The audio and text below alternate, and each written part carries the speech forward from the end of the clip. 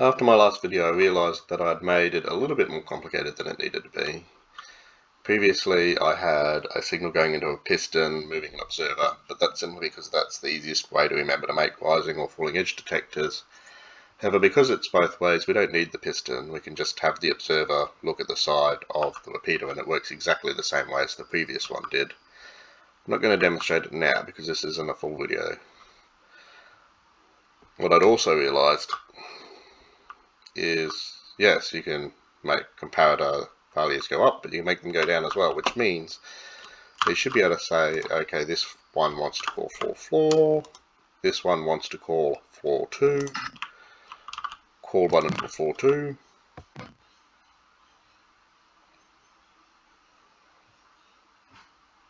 and off, and this one wants to call floor 4, so call button for floor 4. So what this means is, because we can, take a variable signal and move it essentially wherever we want with comparators, we should be able to have a lectern on every floor. We just need a way of telling that lectern, whether its signal is needed or not, and we can just do that simply by having a signal come into the side of the comparator. When the button is pressed, it just needs to turn a torch off long enough for that signal to do whatever it needs to do. Now, I'm not entirely sure that this is the best solution. This just demonstrates the concept. I'd want to get the button much closer to the lectern, but this demonstrates the concept. We should be able to make a smart elevator such that there's a lectern on any floor, and you can press any floor to change where the elevator takes you to. We've already got the way of taking a variable signal and saying which floor up you're going to.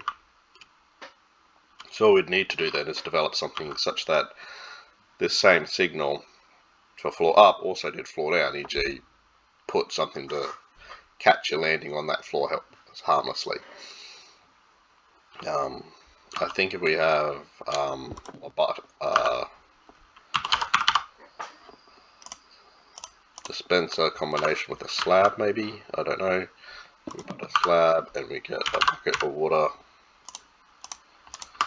We put it in that dispenser. Put a button on it.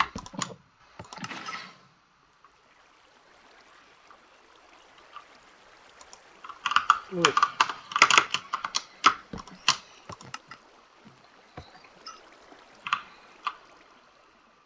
So the landing that we have over here should also be dispensable, essentially. We just have to set up a mechanism such that the slab goes out, the water's dispensed on top of it, catches the user, the slab comes back in, the water's caught again. Because I'm pretty sure if the water doesn't flow away, and yes, I'm experimenting live here, it doesn't flow under either. We just got to get the timings right. So yeah, not going to do this now, but unless I find one already done on YouTube, but when I look later, I'm definitely going to look at making a smart elevator with core buttons on every floor. Thank you.